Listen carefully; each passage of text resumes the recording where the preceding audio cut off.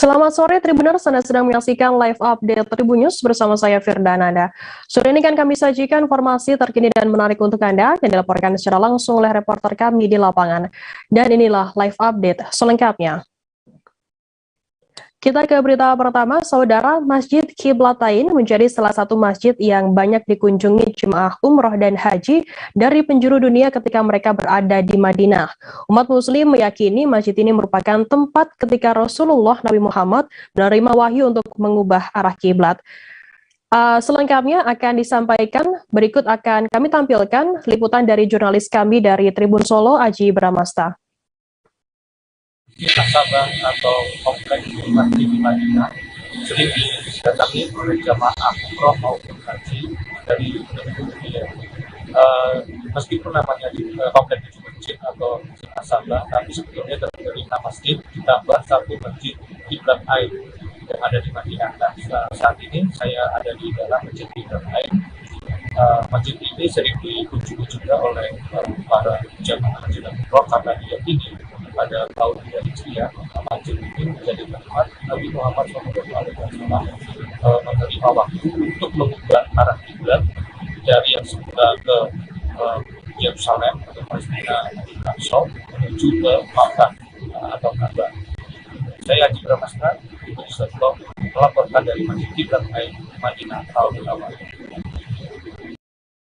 Kita beralih ke informasi lainnya, Saudara. Ex-Menteri Perdagangan Mendak Muhammad Lutfi memenuhi pemanggilan penyidik Kejaksaan Agung atau Kejagung pada Rabu hari ini, 22 Juni. Muhammad Lutfi akan menjalani pemeriksaan sebagai saksi dalam kasus dugaan korupsi pemberian izin ekspor crude palm oil atau CPO dan turunannya termasuk minyak goreng.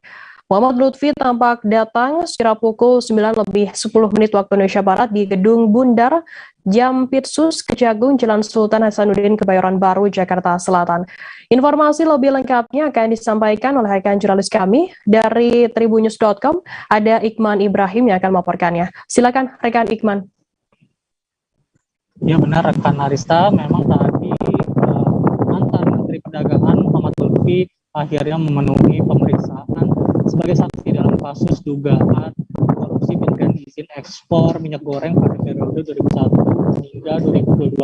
Memang tadi pantauan Tribun News, Muhammad Lutfi telah tiba menghadiri pemeriksaan sejak sekitar pukul 9:10 waktu Indonesia Barat di Gedung Bundar Jaksa Agung RI. Lihat Lutfi memang tadi memakai mobil minibus berwarna hitam, dia juga tampak ditemani oleh sejumlah kuasa hukumnya dalam pemeriksaan kali ini. Tadi dia tampak memakai pakaian batik berwarna putih dan celana bahan berwarna hitam. Dia juga tampak membawa tas laptop berwarna hitam di tangan saat pemeriksaan kali ini. Tadi setidaknya di Kejaksaan Agung memang Lutfi masih enggan untuk meladeni pertanyaan awak media. Dia menyatakan akan memberikan atau pernyataan selesai diperiksa oleh penyidik Kejaksaan Agung RI. Memang dalam kasus ini Kejaksaan Agung RI telah menetapkan sejumlah tersangka dalam kasus dugaan korupsi minyak goreng tersebut. Memang beberapa di antaranya adalah Direktur Jenderal Perdagangan Luar Negeri Kemendak RI Indra Sari Wisnuwardana, kemudian Lee Chen-wei selaku pendiri dan analisis independen Research Advisory Indonesia. Lalu 3 orang lainnya merupakan pejabat dari perusahaan eksportir, yaitu Stanley selaku Senior Manager Corporate Affairs, Delita Agung Agri Industri, kemudian Master Parulian Tumangkor selaku Komisaris PT Wilmar Aladi Indonesia, dan Pikaro Tagore selaku General Manager Musimas. Memang sampai saat ini pemeriksaan ex-Mendak Lutfi masih berlangsung dan sampai saat ini belum diketahui secara pasti kapan pemeriksaan akan berakhir. Demikian rekan Arista. Baik, terima kasih rekan Iqman dari tribunnews.com atas laporan Anda. Selamat bertugas kembali. Kita beralih ke informasi lainnya, Saudara. Penerimaan peserta didik baru atau PPDB SMA SMK Negeri di Riau resmi dibuka mulai tanggal 20 hingga 24 Juni. Gubernur Riau Syamsuar dengan tegas mengingatkan kepala sekolah agar tidak main-main saat penerimaan siswa baru ini. Gubri mengancam akan mencopot kepala sekolah jika ada yang bermain dalam PPDB. Salah satu permainan yang disoroti oleh Gubri adalah Capsek, menambah daya tampung siswa dengan menambah rombongan belajar atau rombel atau kelas. Informasi lebih lengkapnya akan disampaikan oleh rekan jurnalis kami dari Tribun Pekanbaru. Ada Saiful Misyono yang akan melaporkannya. Silakan rekan Saiful. Ya baik rekan Firda dan pemirsa Tribunner dimanapun berada, dapat kami informasikan bahwa penerimaan siswa didik baru atau PPDB tingkat SMA dan SMK Negeri sederajat di Provinsi Riau resmi dibuka mulai dari tanggal 20 sampai dengan tanggal 26 Juni mendatang. Nah setelah pendaftaran dibuka kemudian nanti akan dilakukan pemilihan sekolah yang dijadwalkan akan mulai dilaksanakan pada tanggal 27 Juni mendatang. Nah setelah itu baru nanti akan dilakukan pengumuman kelulusan yang dijadwalkan akan diumumkan pada tanggal 6 Juli 2022 mendatang. Dapat kami informasikan rekan kita dan pemirsa bahwa pada penerimaan siswa didik baru kali ini, Gubernur Riau kemarin secara resmi meluncurkan aplikasi online untuk PPDB online di Provinsi Riau, dan Gubernur berpesan kepada kepala sekolah agar tidak bermain-main dalam penerimaan siswa baru, apalagi sampai melakukan pemungutan biaya karena seluruh pendaftaran siswa baru itu gratis. Sehingga Gubernur meminta agar kepala sekolah benar-benar melakukan PPDB ini secara transparan dan tidak boleh ada permainan. Sebab Gubernur memang mendapatkan bocoran beberapa tahun sebelumnya ini ada kasus di mana kepala sekolah ini mencari keuntungan dari penerima siswa baru dengan cara meminta sejumlah uang kepada orang tua siswa dengan alasan uang bangku. Nah kemarin ditegaskan oleh Gubernur jika hal tersebut dilakukan oleh kepala sekolah maka dirinya tidak segan untuk mencopot secara langsung kepala sekolah dan akan membawa kasus tersebut ke ranah hukum. Begitu rekan Firda. Ya, baik. Terima kasih rekan Saiful atas laporan Anda. Selamat bertugas kembali. Akan kami tampilkan Tribuners wawancara dari Gubernur Riau, Syamsuar. Berikut liputannya untuk Anda. Persiapan PPDB ini lebih baik. Army BTS menurut gimana? Ini nggak boleh salah-salah ngomong. Gue aja agak hati-hati juga, Cin. Maksud gue, menurut gue lo jawab pendek, aman, memuji, udah kita gue langsung move on nih.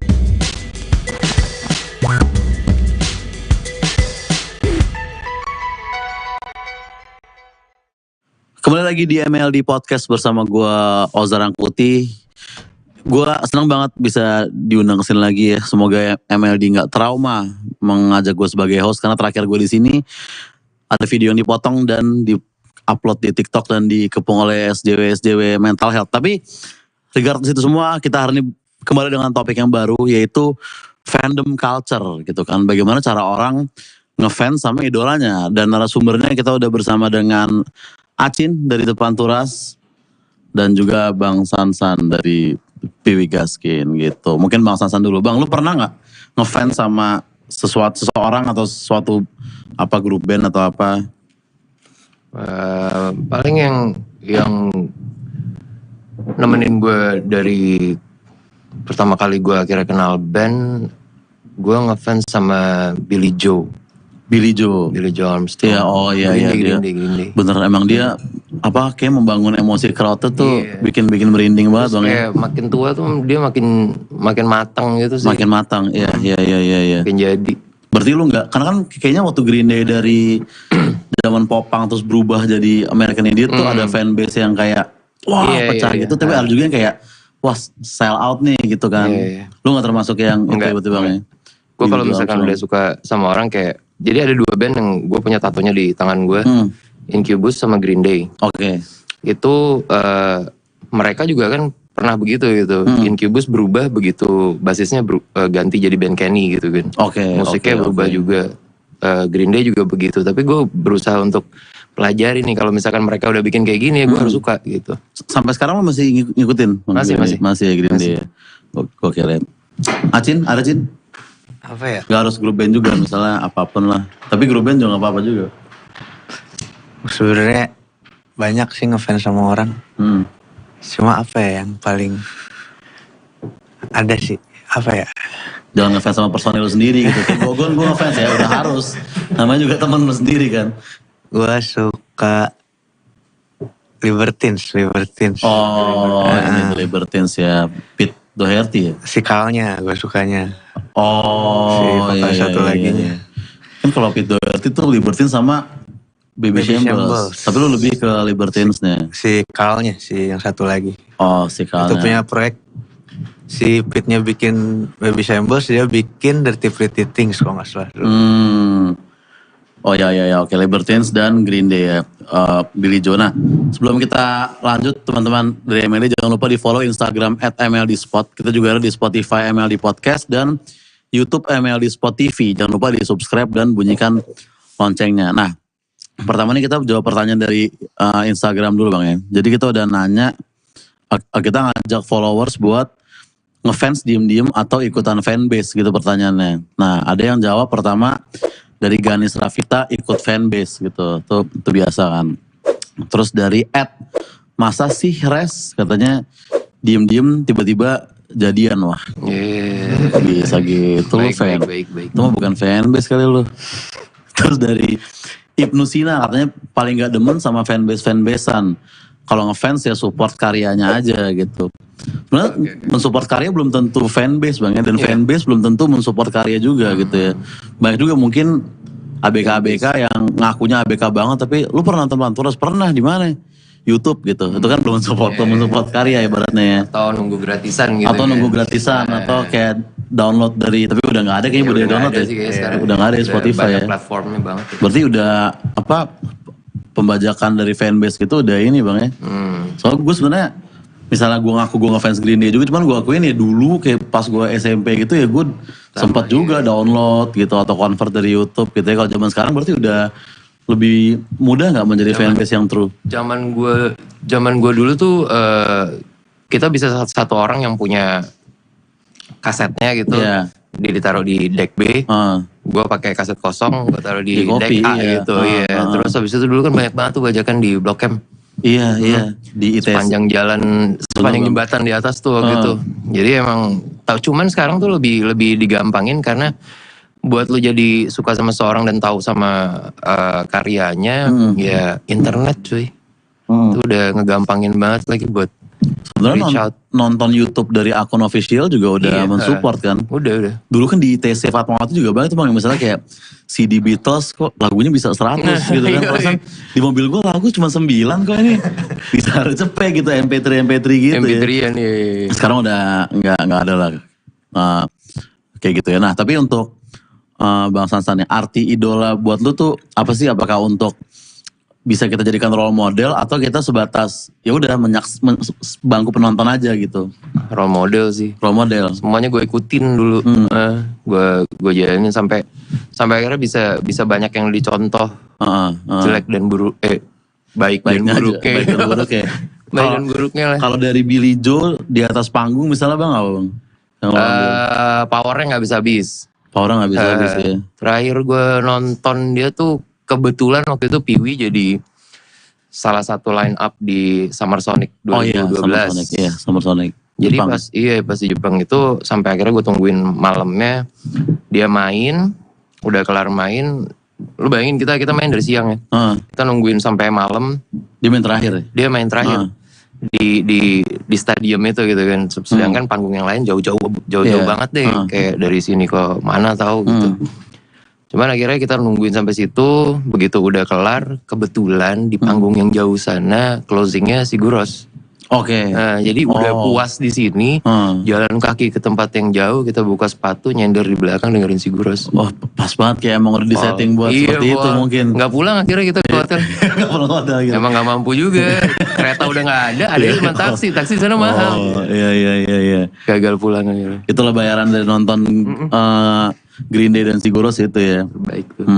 Kalau lu apa sih? Ada juga nggak pengalaman yang lu lakuin selama jadi penggemar nih kayak tadi Bang Sansan? Penggemar Libertines misalkan kayak lu sesimpel beli poster nempel di kamar misalkan gitu. Dulu gue juga ada sama gue poster Green Day juga Bang. Gue SMP juga Green Day banget gue dulu. Gue juga sama dari SMP. Iya sampai gue pernah gue mau prom night pakai kemeja hitam sama jaket merah dasi merah pernah gue. Gue ada lagi fotonya pakai baju. Sampai sekarang kalau misalkan lagi SID konser tuh minimal ada 20 yang kayak gitu Bang. Bener. Emang kuat banget ini. Gue nggak tahu sih kalau kita pakai istilah idola tadi kan agak serem ya. Agak serem ya. Kalau dilihat dari apa ya, sisi etimologi gitu apa ya. Emang artinya apa sih kata idola? Idola kan sebenarnya berhala gitu, jadi agak serem gitu loh. Ini nih pelaut cerdas nih dia Bang. Maksudnya gak cuma ini doang, surf rock doang, tapi edukasi juga. Ada edukasi. Emang artinya itu Cin sebenarnya? Kalau nggak salah ya, nggak tahu. Pokoknya kalau coba dilihat di KBBI atau translatean, idola itu sesuatu yang you worship gitu. Jadi agak serem kalau pakai istilah itu. Mungkin kita pakai istilah ini aja ya, apa ya? Fans. Iya, tapi fans kitanya kan. Iya benar. Sosok yang kita gemari. Tapi nggak masalah sih itu kan. Nggak masalah juga. Pergeseran doang ya. Atau misalnya lu nonton siapa gitu, band Indo juga apa pas lu SMP. Jadi ya masalahnya gue nggak tahu kenapa ya. Gue ngefans tuh beneran ngefans. Tapi kalau memberi effort lebih cuma buat idola gue gitu. Kayak mager gimana? Gak maksudnya gue mendewakan itu ke Libertines gitu, ke si Kal dan Pit. Cuma pas mereka main ke Indonesia nggak ada hasratnya. Iya. Tapi gue dengerin banyak gitu, dan jadi maksudnya jadi inspirasi gue. Maksudnya Panturas itu sebenarnya kan Libertines tuh kayak ada etnis medieval Eropanya gitu kan. Iya. Nah si Panturas kan juga ngambil unsur etnis itu di musik kita gitu. Jadi ya gitu.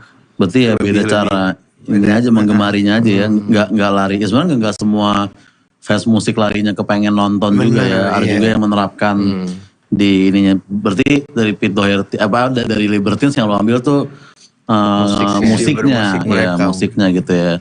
Nah tapi definisi fandom culture itu menurut kalian apa sih? Dan maksudnya perkembangan di zaman sekarang tuh gimana? Beda gak sama di zaman dulu gitu Bang? Sekarang udah ada internet kan, udah bisa ada. Iya gampang banget. Iya, sesimpel kayak misalnya akun fanbase tuh bisa ada Instagramnya sendiri gitu. Kalau dulu mungkin misalnya kayak 001, 002, 001, iya, bisa kayak gitu kan.